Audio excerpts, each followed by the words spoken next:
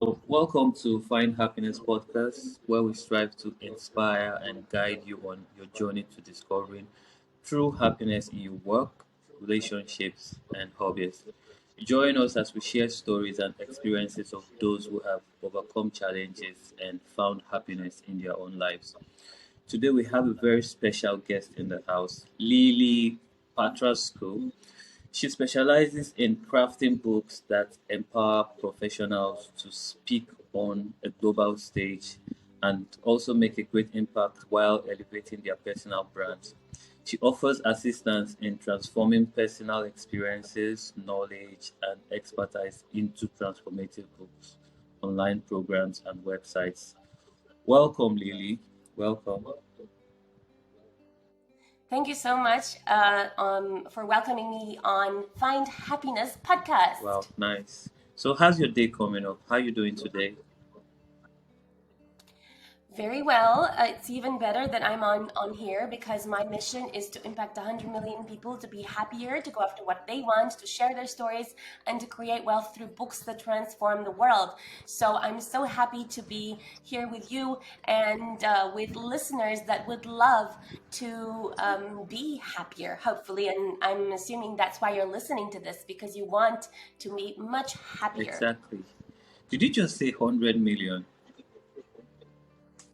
Yes. Wow, that's a great vision. I'm sure you'd hit more than 100 million. A lot of people would like to be transformed, and we look forward to that. Anyway, so I'm going to ask you a few questions. Are you ready while I shoot? Yeah, Okay. absolutely. So, okay, I'll go with this. Can you tell us about your personal experience with depression and how it has influenced your work as a book creator for professionals? Very good question. So I think that I'm not anything special in the sense that I think, like everyone else, I go through depression. And I think that, I mean, I go through depression, you can say quite a lot, and I still do. Okay. And I think that as we are encountering difficulties and obstacles and difficult clients and difficult situations and scammers and different financial obstacles, as we encounter those, I think it's kind of normal to have those feelings of depression. Okay, and I think what matters is how do we actually cope with it, right? So I remember when I was much younger and I had really bad skin. Okay, so I had really bad skin from around like 13 years old, and I had like acne. And I remember people used to laugh at me, and they used to say, "Oh, her face is covered, in mosquito bites and so on," because my skin used to be so bad. And I think that I grew up with very low self confidence. And then I remember going to university, and I was looking for a boyfriend, and it just felt like I couldn't find anyone. And it was ridiculous because at one point I felt like, wow, I really felt like deep down that I'm a very attractive Yeah. girl. And at the same time, I felt like somehow nobody wanted me, right? And I think that that's a reflection of the fact that, how you feel inside when you feel unwanted, when you feel unloved, when you feel like undesired, when you feel like you don't matter. You kind of find that everywhere. It's not just inside you. Your universe is a reflection of how you feel inside. And I think that it was because, like when I was really young, when I was about 3 years old, my dad left us. And then he went on to like remarry, have another family, and he would pretty much like never call. And I think that everywhere I was looking, I was looking for this mirror of how I was feeling inside. So I was like depressed and felt unwanted and unloved and undesirable. At the same time, I felt like, wow, I'm actually a very good looking girl. That's what I always felt. And at the same time, I felt like nobody wanted me. And that kind of led to depression. And I remember then, graduating and, when I was at school, at university, and so on.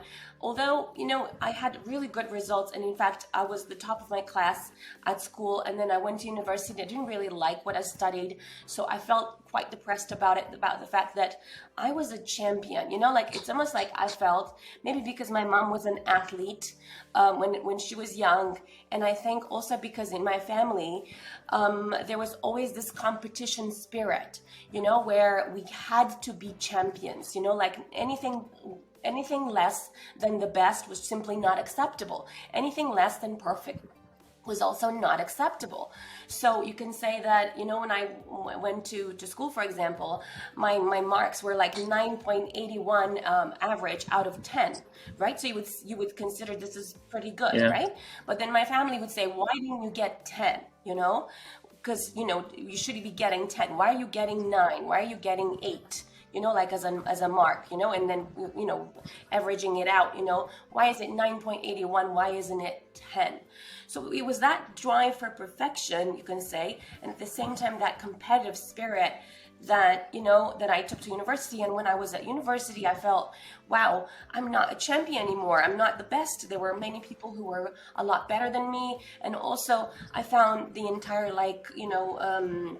materials that we had to study, I found those boring, I found those uninteresting, and also the teachers didn't want to engage, and I really liked to have my questions answered. So like the depression kind of continued, right?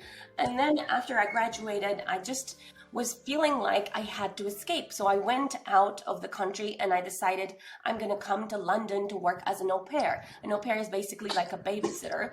And I thought, wow, that's a really good thing for me to do to escape everything, because I felt like I'm going to escape Romania. I'm going to escape my country. I'm going to escape, my grandmother, who would like always beat me and tell me I'm stupid and ugly and fat and so on.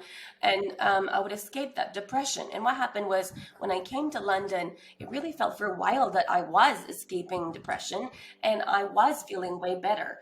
And then I remember that I felt fine. But then after a while, I felt that kind of loneliness happen again. So, I had, you can say, quite a few episodes of depression. And then if you want, I can tell you like how I overcame it, if that is interesting at all.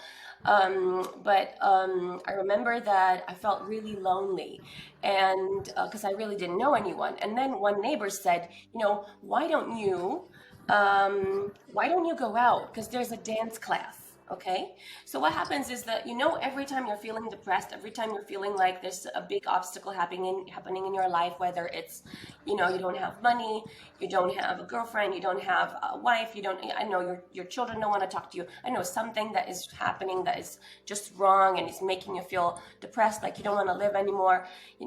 I really feel that there's always something that you can say the universe is going to open as a door for you when a door closes. I really feel that every time something really bad happens, there's something even better coming along if you're Yeah, willing to look yeah, for it. yeah, I Okay. agree. Yeah.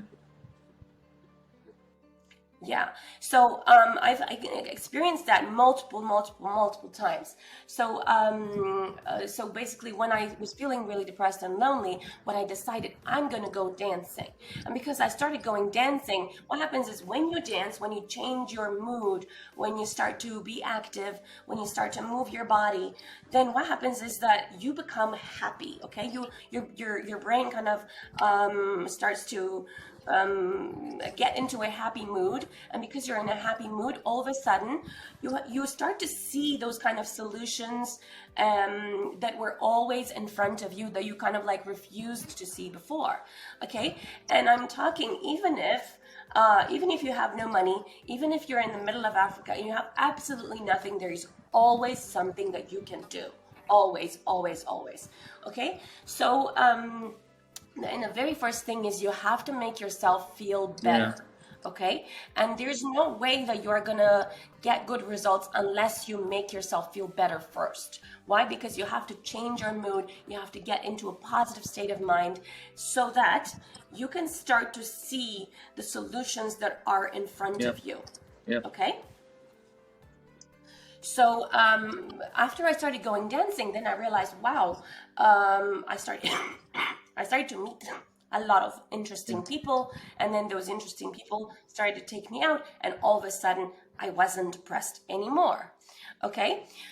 And I remember after a while, I wanted to also work in an office. right? So I started working in an office, but the reality was I was not very confident, and I wasn't very competent either because I had never worked in an office, and I really didn't like to take calls or call people up and so on. So I was working as an administrator in a nanny agency, and what happened was that after 5 days, I actually got fired. The reason I got fired was because they realized I can't open Word. I can't open the computer to open Word to do my basic job, and I didn't know how to do it, and they didn't have the time to train me. And they said, "I'm very sorry, but you need a lot of training when we are not able to give it to you."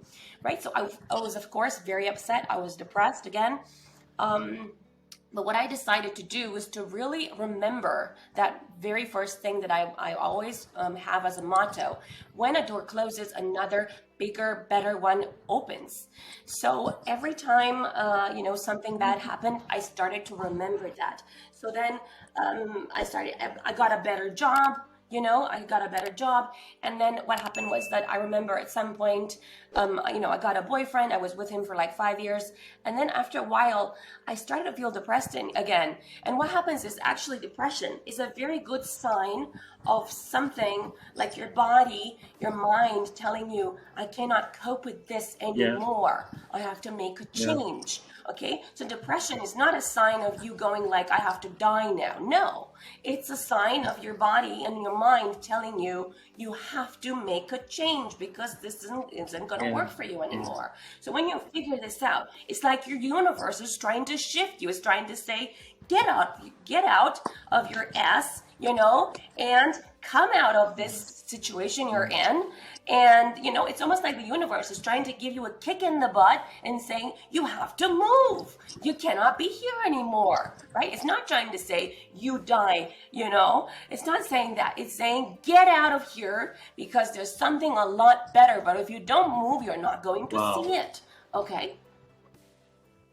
So, what I did is that after I had this boyfriend, I wasn't happy with him. Finally, I realized things were not working so much, and I decided I want to live in a room with a pool. Okay, like I wanted to have a room that has a pool, access to a pool, and my budget at the time, because I was making £1,200 per month as a nanny, my budget at the time was £500 per month for a room in Finchley Road, which is a very, very nice neighborhood in the UK.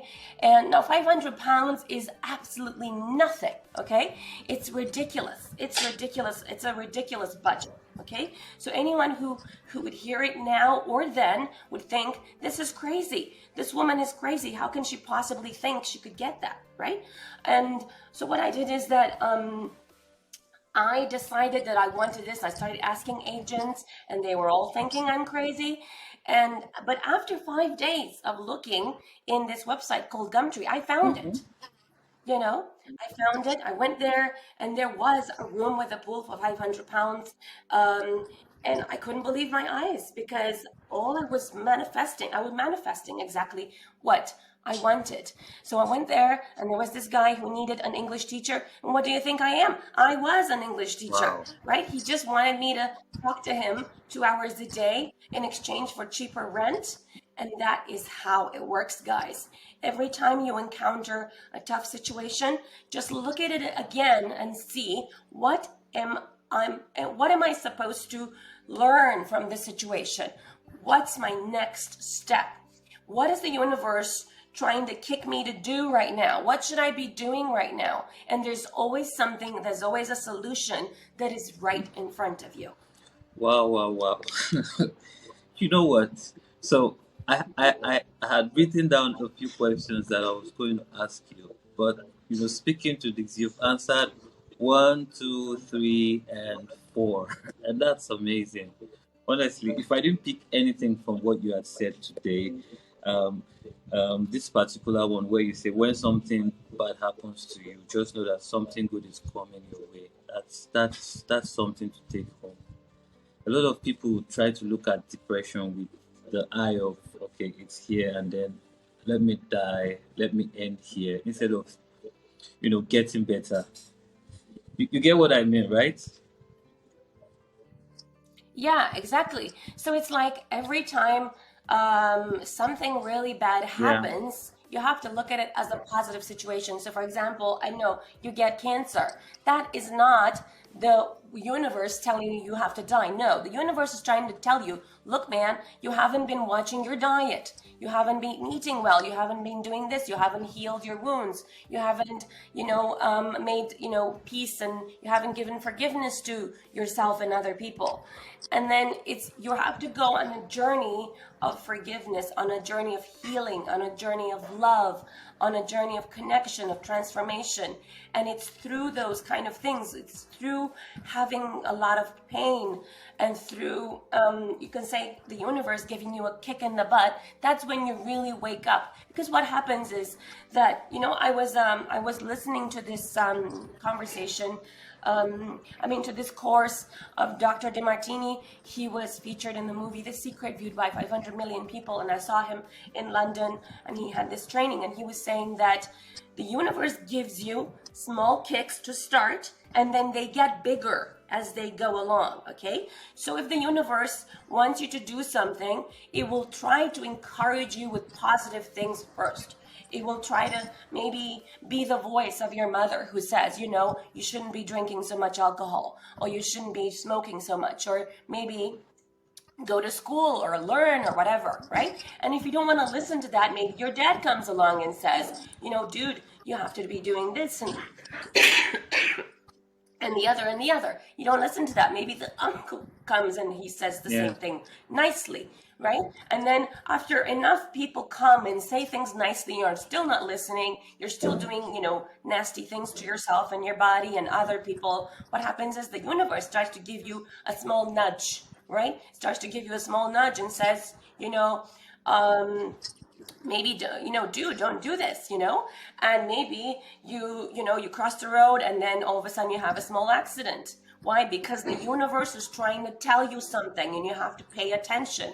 And the more you don't pay attention, the more the universe is giving you bigger nudges and nudges and nudges. But the whole important thing is to remember that everything in life happens for you, not against you. And it's really hard to get it. Like, even for me, sometimes when something really painful happens, whether it's, someone, not paying me my money, or, not giving me a refund, or not, someone scamming me, or, different things that happen. And I'm thinking then, what have I done? What's my responsibility in this situation? And it's when I don't take responsibility, that's when the universe gives me a harder one, right? Yeah. And then I'm thinking, okay, what should I be doing next? I should be doing, having better contracts, have, be more responsible in terms of my conversations with my clients, to make sure this doesn't happen again, and so on, right? So the universe is nudging me gradually so that I can grow. But if you don't listen to this universe, what happens is that you get bigger and bigger and bigger nudges and bigger problems, and yeah, bigger depression as well, until you do listen. But one thing for sure is that by just you trying to kind of like close your ears and not listen to the universe, that's when it's kind of pointless. You just have to listen, because the universe wants you to have a good life, and for you to contribute to everyone else, so everyone else has a good life. I really believe that. Wow. So everything you've said today is encouraging, educating, and it's everything a depressed person needs to hear. I won't say more, I won't say less. I was going to ask you a lot of questions, but I'll just ask you two questions because you've answered one to five. Okay, so how do you help your clients learn from their mistakes and overcome the unknown in their journey towards personal growth and success? I'm sorry, can you repeat that? How do I How help? do you help your clients learn from their mistakes and overcome the unknown in their journey towards personal growth and success? It's a very good question. I think that the clients I have tend to get divided into two categories. There's the kind of clients that always listen to what I say, and then the journey is just like so easy, right? Because they're like, okay, what should I do next? And they just do it. and it's like bam, everything works, right? And then there's others who, let's say I tell them, okay, let's choose the branding colors, let's choose the colors that your business should have, and I say they should be maximum 3, or at the very maximum 4, and they're like, oh, but I want 7. Okay, great. Um, and I say, we should really choose just 3 or 4, because then it's easy, right? And what happens is that the more they don't listen, it just makes things very, very difficult for themselves and for me, because it's like we're trying hard to kind of help them, and then it's not working, and then they're wondering, why am I not successful? And I'm thinking, well, because you should listen. If you did listen, then you would be. But what happens is that I think everyone has to go through this Yeah. journey, sometimes of not listening, so they can go through the journey, and of really understanding that they should be listening. I'll give you an example, okay? So years ago, there was this lady who asked me to create a website for her book and so on, and I created this website for her book, and I included it for free as well, Yeah. okay? Because I really needed that, to have that as a case study. And what happened was that I said, okay, I'm going to do a one-page website, and I ended up doing a 7-page website, and I put on it everything that I thought, was relevant based on her experience and everything. And what happened was that a few months later, she said, oh, I actually want also a book funnel. Okay, what a book funnel is, it's basically a website with multiple pages where, let's say, someone buys a book, and then from buying the book, they go and they purchase maybe a coaching course, or a program, a consultation program, or I don't know, a property, or something else bigger. Okay, and then from then on, it goes on and it upsells to something bigger and so on, right? So I said, I'm going to charge £10,000 for that. Okay, and she said, okay, that's too expensive. I think other people can do it cheaper. So what she did, she actually hired someone else, and this other person said, okay, I can do it for £6,000. Okay, now what happened was that this other person ended up doing a copy of the website that I had already created, a really bad copy of it, just of one page, not great copywriting or anything. So what happened was that my client thought, oh, by paying cheaper, I'm actually going to get more. And what happens is that no, that was not the case, and she paid all this money, and she only had like this tiny page Yeah. website that gave her absolutely nothing, and she was dissatisfied. But she had to go through this process to really understand that I'm actually worth it, and then she had to spend 2 more years. She spent 2 more years learning from other people how to do this book funnel, and it took her 2 years to create it herself, and she had to learn to do it herself, and she paid someone else to do it. So finally, she had to go through this journey, and I think I had to go through my own journey as well, of learning who my ideal client is, and maybe it wasn't her, right? So I think that we are all learning from our mistakes, and sometimes it just has to happen the way it happens, so that we are all learning the mistakes we're meant to have. Oh, okay. Great, great. Because of time, I'll just ask one more question, and I think we'll wrap up. Okay, so what do you say to people who are going through depression right now, and especially those going through depression because of low self-esteem? What do you say to them? I have really so much to say about that. So first, I think that, let's say if your depression comes from, I don't know, maybe having something that isn't that you don't appreciate about yourself, right? Then I think it's important that you do a lot of things. But the very first thing is to put yourself in a good state. Because let's say you have low self-esteem because of your body, maybe because you don't appreciate a certain part of your body, or let's say you don't like your face, you don't like your body, you don't like, you feel that you're too chubby or too skinny, or some things are not big enough, not small enough, or whatever. What happens is that it's really important, first of all, to feel better. Okay, but how do you feel better?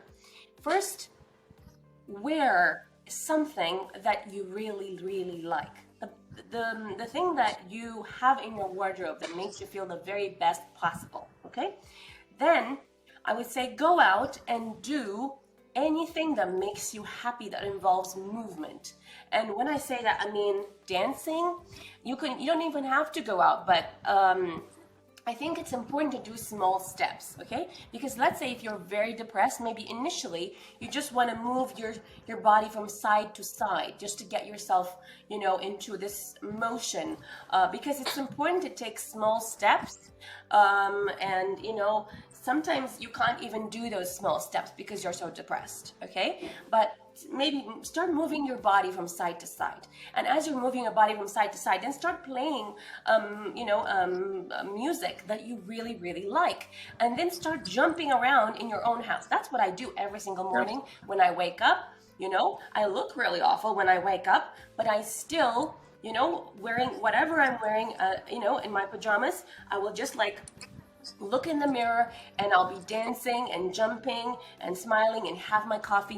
It's important to have some sort of movement, whether it's dancing, whether it's, going for a small Yeah. walk, whether it's, if you have the possibility of, playing some games. I don't know if it's football or tennis or, and I actually, when I've been super super sad and depressed, what I would also do is go for a walk, and then I would go and hug some trees. And I do think that helps sometimes, relieving that negative energy and hugging some trees, going for a walk and coming back. And sometimes even that doesn't help. But what I noticed is that certain songs had this ability to just make me completely snap out of my depression, because they were just so, so jumpy and so exciting, those songs.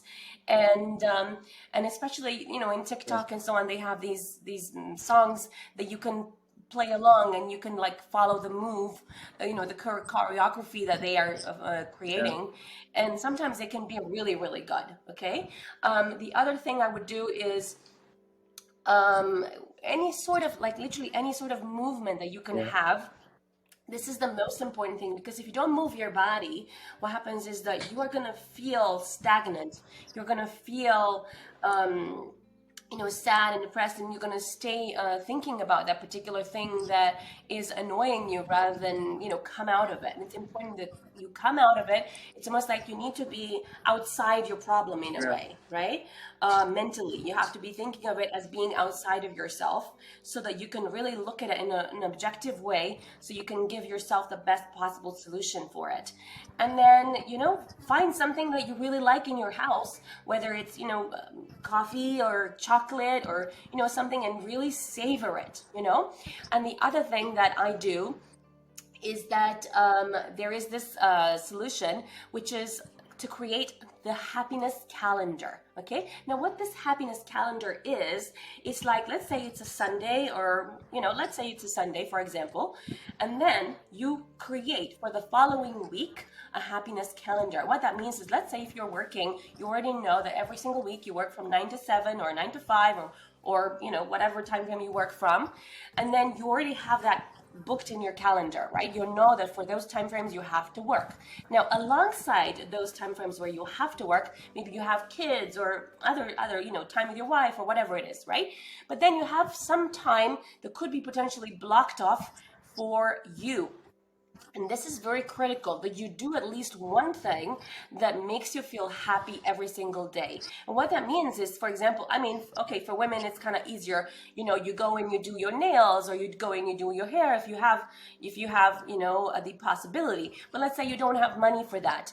Then maybe you just do your hair at home, and you make yourself really pretty. Okay, and that makes you feel really good, right? Even if someone dumped you and so on, you put the effort in to give pleasure in a way to yourself, by making yourself look pretty, by doing your nails, by having a nice little coffee, and having your house very tidy, and you sitting in a corner looking out the balcony and just enjoying the fact that you are alive.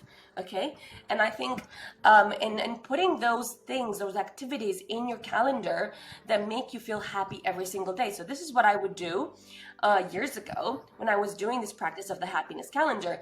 I knew that I was working 8 to 7 every single day from Monday to Friday. So for example, Monday, Wednesday, and Friday, I had dance night. So I would go to salsa from 9 p.m. until midnight, for example, and then I would go home and go to work, and I was happy, like really, really happy doing this.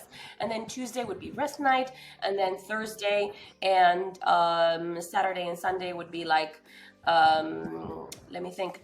I was going swimming 3 times a week, and I was playing tennis once a week. I was playing squash once a week. I was doing my nails once a week. I was going for a walk once a week. And what happens when you put those activities every single day in your calendar, something to please you? And I really don't. It doesn't matter what you like that makes you happy, because there's activities that will only make you happy. But I'm not saying like like doing drugs, or you know what I Yeah, mean. It has to be something that involves something movement. It positive. has to be Yeah, something that makes you happy, but it's not yeah. intoxicating for you. Okay? It has to be something that makes you feel good, but it's not bad for you and your body. Wow. So thank you so much, Lily. Thanks for your insights and your wealth of knowledge. This has been so inspiring. Like I said, it's very educating, it's very encouraging, and it's everything a depressed person needs to hear, honestly. So, wrapping up, would you mind sharing your contact info? Because I believe that a lot of the audience out here would want to contact you and reach out for more information and more wisdom from you, and even coaching skills and coaching as well. So, please, if you don't mind. Yes, so my name is Lily, and you can reach me at hello@lily.global, and Lily is written Lily. Okay. Or you can reach me on my website, lily.global, and there is no .com, okay? It's just lily.global.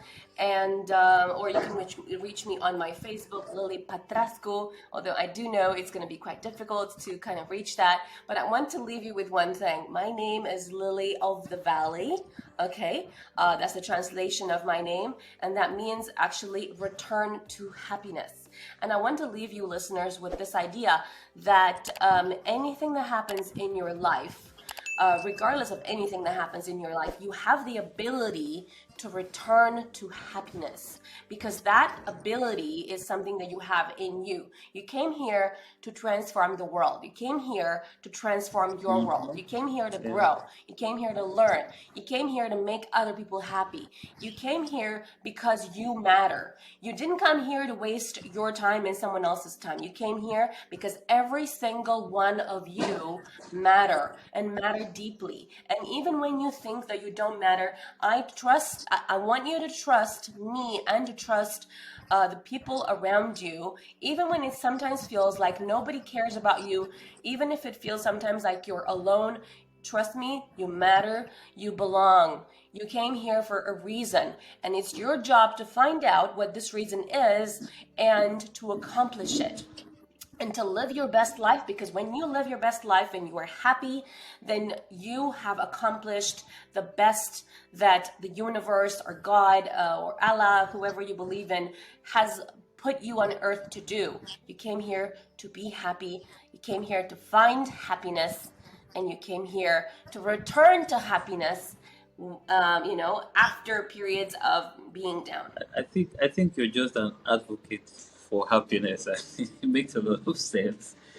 Anyway, thanks viewers. That's why we have Find Happiness channel, where we bring resource persons like Lily and the others that you've heard from, where they tell you their personal stories and experiences, so you don't just go from amber to red, you go from amber back to green and turn back to a normal person and remain happy. So remember to speak up, remember to do the things that make you happy. Don't go doing things that are toxic. Just find happiness the simple ways you can. Until next time, until the next episode, remain happy and take care of yourself. Bye for now. Bye bye. Bye bye. Yeah.